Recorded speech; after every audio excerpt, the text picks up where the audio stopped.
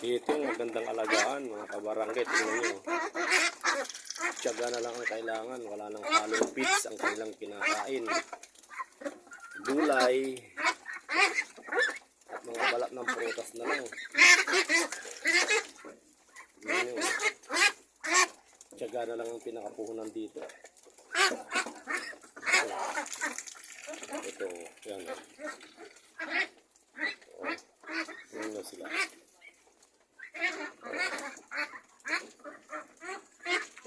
Sila.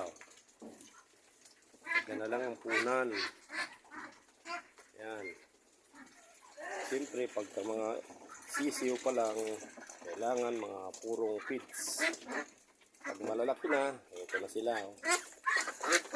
Hindi na kailangan ng feeds. Mga gulay na lang na pinagtag. Prutas, lagyan ng kunting asin. Ayan. Ayan, katakaw. Dalawang buwan na sila. Okay. Kailangan maparami ito. Ayan, maparami din ito.